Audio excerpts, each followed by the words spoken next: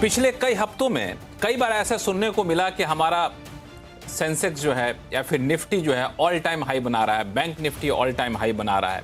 और जब भी ऐसी खबरें निकलती हैं या फिर जैसे ये खबर आती है कि निफ्टी ऑल टाइम हाई है, तो सबसे पहला काम हम अब क्या करते हैं, अपना पोर्टफोलियो देखते हैं इस उम्मीद में कि शायद हमारा पोर्टफोलियो भी ऑल टाइम हाई की तरफ होगा। नहीं, कम से कम ऑल टाइम हाई तो उसके आसपास तो दिखेगा। और जैसे पोर्टफोलियो खोलते हैं, नीचे तक स्क्रॉल भी नहीं करते, उसको बंद कर देते हैं, क्योंकि जितना आप सुने थे पता चलता है कि हमारा पोर्टफोलियो तो ऑल टाइम हाई क्या हो, तो बिल्कुल निगेटिव में चल रहा है, अब बहुत मुश्किल से कुछ 1% पे है। फिर आप सोचने बैठ जाते हैं ऐसा क्या हो रहा है। निफ्टी ऑल टाइम हाई है, bank Nifty all time high है, सेंसेक्स हमारा पोर्टफोलियो इतना नीचे क्यों जा रहा है। तो उसका हम लोगों ने काफ़ी गहन अध्ययन किया, तो कई सारे फैक्टर निकल कर आए। तो कई लोग ये पूछते हैं कि ऐसे सूरत में क्या हमारे पोर्टफोलियो में कोई गड़बड़ी है क्या, जिसको ठीक करने की ज़रूरत है।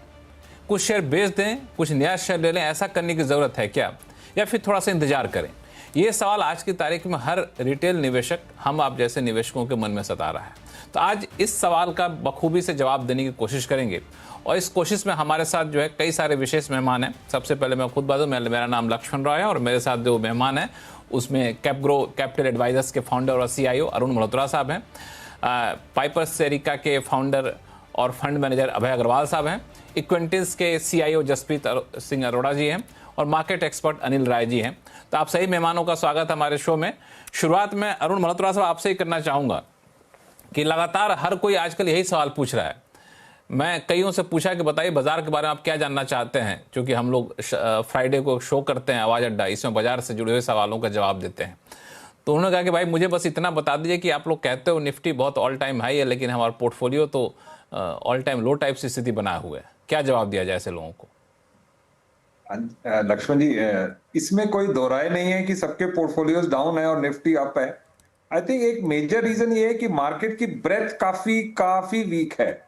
और हुआ क्या, 2020 से लेके 2024 तक का जो माहौल था, उसमें स्मॉल और मिड कैप ने काफी रिटर्न दिया, और लोगों ने, और जबकि लार्ज कैप ने काफी कम रिटर्न दिया।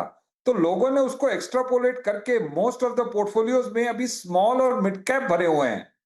तो वो चीज लास्ट 1 साल 1.5 साल से उनकी वैल्यूएशन हाई थी, अर्निंग्स ग्रोथ में डेफिनेटली कहीं ना कहीं स्लो डाउन है। तो जो चीज 40 के 35 के मल्टीपल पे थी, वो अभी भी अर्निंग स्लो डाउन होने पे अभी भी आपको वैल्यूएशन हाई दिखेगी। जबकि जो लार्ज कैप्स जो अपने 12 14 15% पे ग्रो करते हैं, वो स्टेडली ग्रो कर रहे हैं, और क्योंकि वो उस दौरान इतने नहीं मूव हुए थे, वो आपको यहां से रिटर्न दिए, जिसके रीजन से आपका इंडेक्स भी वहीं बरकरार है, जबकि बाकी पोर्टफोलियो सारे के सारे डाउन।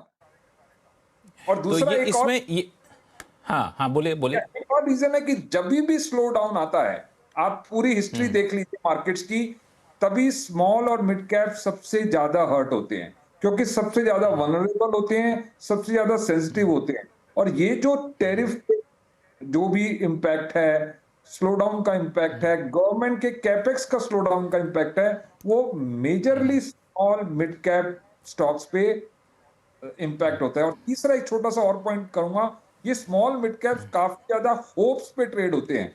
जब मार्केट स्लो होती है या गिरती है, वो होप्स तो होप ही रह जाते हैं, अर्निंग्स नहीं आती है, एंड हेंस वो धीरे धीरे नीचे गिरना चालू हो जाते हैं। लेकिन एक दिक्कत और है अभय अग्रवाल जी, अगर आपने नोटिस किया हो तो निफ्टी में ऑल टाइम भले ही हम कह रहे हो, लेकिन निफ्टी में भी सारे शेयर नहीं ऑल टाइम हाई पे जा रहे होते हैं। मुश्किल से 20-25% होते हैं जो पूरे कंट्रीब्यूशन का एक मेजर चंक भूमिका निभाते हैं।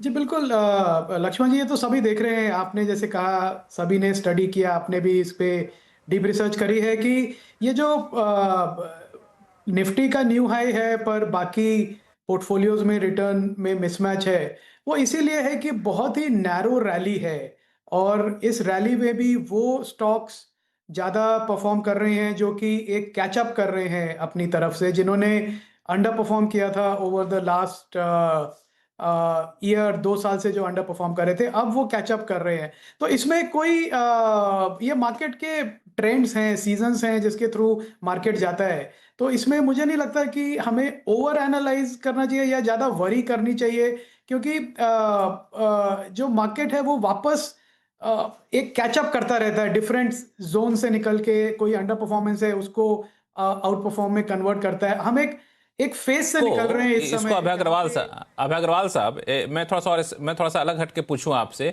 कि इसको क्या हम ये कह सकते हैं कि मार्केट में जो रैली है दरअसल मार्केट की रैली नहीं है, ये चुनिंदा कंपनियों में एफआईज या फिर दूसरे निवेशकों का भरोसा ज्यादा है, इस वजह से वहां जा रहे हैं, इसको एक मार्केट रैली के तौर पर कहना सही नहीं होगा? जी बिल्कुल, एक रीएलोकेशन है, आप इसको कह सकते हैं कि जो पैसा मार्केट में आ रहा है वो इन्वेस्टर्स में इस समय जो इन्वेस्ट करना चाहते हैं, ये कॉन्फिडेंस नहीं है कि अर्निंग्स ग्रोथ कंटिन्यू करेंगी, जो ओवर वैल्यूएशन है काफी पॉकेट्स में, तो एक सेफ्टी को ढूंढ रहा है वो पैसा, और सेफ्टी को ढूंढ रहा है तो ऑटोमेटिकली कुछ कुछ चुनिंदा स्टॉक्स में जा रहा है। और जो ओवरवेटेड स्टॉक्स है निफ्टी में, तो निफ्टी की परफॉर्मेंस हमको बहुत अच्छी दिख रही है पोर्टफोलियो के बनिस्बत। एफपीआई का मुझे नहीं लगता कि कोई भी बाइंग, पॉजिटिव बाइंग है काफी महीनों से, तो एफपीआई का तो सेलिंग ही है, पर जो लार्ज कैप स्टॉक्स हैं वो सेलिंग को अब्सॉर्ब कर लेते हैं लक्ष्मण जी। और अगर एफपीआई की सेलिंग कंटिन्यूस रहती है तो जो मिड कैप या कोई स्मॉल कैप में भी उनकी होल्डिंग होती है वो ज्यादा हर्ट करता है। तो आई थिंक ये रीएलोकेशन है पैसे का, थोड़ा डिफेंसिव नेम्स में जो ओवरवेटेड है निफ्टी में, तो उससे ज्यादा मुझे नहीं लगता ये कोई बहुत बड़ा ट्रेंड है जो अगले 6 महीने या साल भर तक भी प्ले आउट करता रहेगा। लेकिन इसमें एक और फैक्टर कई लोग कह रहे हैं, अनिल राय जी आप बताइएगा कितना सही है, कि कई लोग जिस तरीके से गोल्ड सिल्वर जैसे चीज़ों में जो रैली देखने को मिल रही है, तो जो लोग मिड कैप स्मॉल कैप में जाना चाहते थे वो वहां जाने की बजाय गोल्ड सिल्वर में जा रहे हैं, तो वो पैसा आ नहीं रहा है। ये लॉजिक कितना सही है?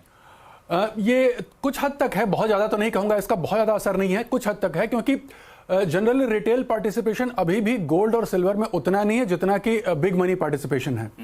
हाँ, मार्केट में जो बात चल रही है कि कुछ जो चुनिंदा स्टॉक्स बढ़ रहे हैं, उसका सबसे बड़ा कारण लक्ष्मण जी क्या हो रहा है कि देखिए रिटेल तो अभी खरीद ही नहीं पा रहा है। रिटेल ऑलरेडी अपने मिड कैप और स्मॉल कैप में फंसा हुआ है, और अगर हम डेटा देख रहे हैं तो वहां पर जो सेलिंग है वो रिटेल की तरफ से आ रही है, क्योंकि डीआईआईज जो है वो एफआईआईज और रिटेल दोनों की सेलिंग को एब्जॉर्ब कर रहा है। अब डीआईआईज के पास पैसा रेगुलर आ रहा है, समझ लीजिए कि एसआईपी के माध्यम से, तो वो सेफर बेट चुन रहे हैं कि यानी कि निफ्टी में भी जो बड़े प्लेयर्स हैं, जो स्टेबल प्लेयर्स हैं, जहां पर मनी बहुत ज्यादा ड्रॉ डाउन नहीं आना है, ऐसे चुनिंदा शेयरों को चुन करके वहां पे वो इन्वेस्ट कर रहे हैं, जिसकी वजह से हम देख रहे हैं कि निफ्टी जो है वो ऑल टाइम हाई को टच तो जरूर कर रही है, लेकिन मिड कैप और स्मॉल कैप में कहीं कोई बढ़ोतरी नहीं दिखाई दे रही है। एक और चीज है, जैसे कि गोल्ड ETF पे आपने बड़ा सही किया गोल्ड सिल्वर में, कि अभी भी रिटेल पार्टिसिपेशन वहां भी नहीं है, तो ये लॉजिक निकालना बहुत हद तक 100% सही नहीं हो। जसप्रीत जी, आईपीओ इसमें कितना रोल निभा रहा है? एक रोल इसमें निभा रहा है, क्योंकि काफी रिसेंटली जो आईपीओज आए हैं वो बड़े टिकट साइज के हैं।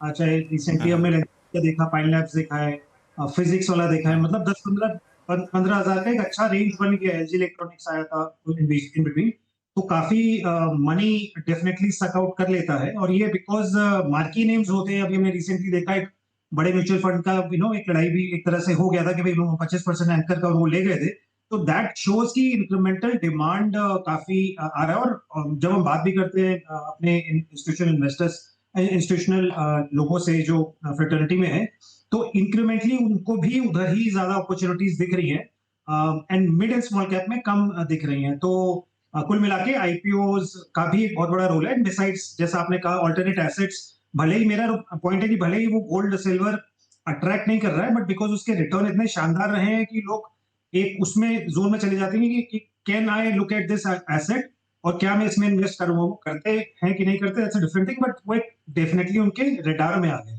तो I think that and the FIIs continuously being sellers, IPOs, and second quarter result भी न्यूट्रल थे, बहुत ज्यादा एक्साइटिंग नहीं थे। एंड लार्जली थोड़ा सा मार्जिन फंडिंग का भी कुछ ना कुछ चलता रहता है कि एचएनआईज एंड का रिटेल की तरफ से कहीं बिकवाली आई है। तो आई थिंक ये सारे फैक्टर्स मिला के थोड़ा सा इसको मार्केट को थोड़ा सा न्यूट्रल टू लैकलस्टर जोन में लेके जा रहे हैं, और वो उसी जोन में बना भी हुआ है काफी टाइम। बिल्कुल, इसमें हाँ बिल्कुल, ये जो जोन बना हुआ, इसके पीछे एक जो वजह बताई अभय अग्रवाल साहब ने, कि ये एक तरह से फंड रोटेशन भी कर रहे हैं इन्वेस्टर्स। तो एक रिटेल इन्वेस्टर क्या करे? वो भी अपने पोर्टफोलियो का फंड रोटेट करे, पोर्टफोलियो को रिजिक करे, या फिर इंतजार करे जब ब्रॉड बेस रैली आएगी तब तो हमें फायदा मिलेगा?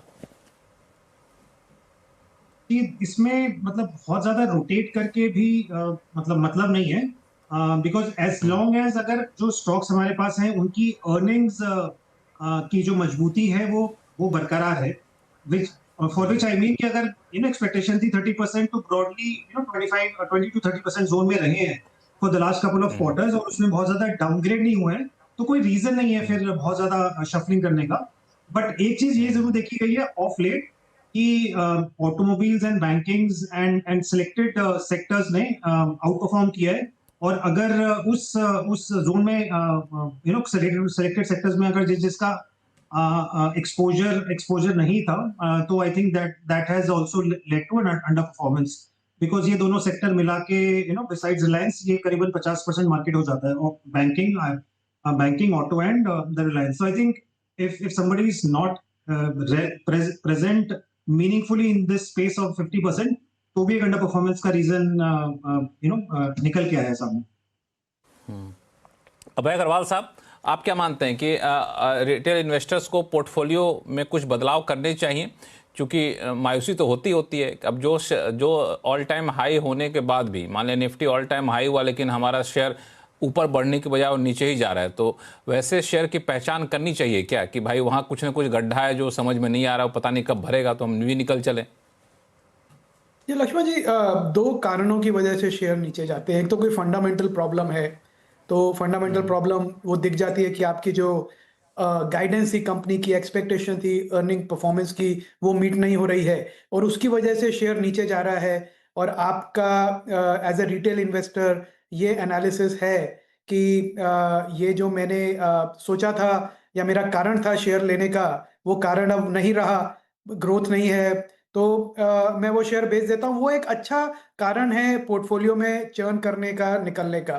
पर सिर्फ प्राइस देख के कि प्राइस में करेक्शन है, अंडरलाइंग जो फंडामेंटल परफॉर्मेंस है कंपनी की उसमें कोई बदलाव नहीं है, वो अच्छी है, तो मुझे लगता है कि ये बिल्कुल भी फिर कारण नहीं होना चाहिए सिर्फ प्राइस देख के चर्न करने का पोर्टफोलियो। इनफैक्ट मेरा ये एक्सपीरियंस है कि जब भी एक ऐसा मौका मिला कि मार्केट में सेल ऑफ की वजह से आपको बहुत अच्छे ग्रोथ स्टॉक्स एक फेयर वैल्यू की जोन में आ गए या फेयर वैल्यू की लोअर लेवल की जोन में आ गए, और उस टाइम आपने हिम्मत रखी और अपना एलोकेशन थोड़ा बढ़ाया, तो उसका बल्कि फायदा मिलता है। क्योंकि क्या होता है, 3 महीने में बाजार का टेक्सचर चेंज हो जाता है। हो सकता है कि हम मार्च में अगले साल यही शो करें और हम ये बात करें कि कैसे अब मिड और स्मॉल कैप आउट परफॉर्म कर रहे हैं लार्ज कैप्स को।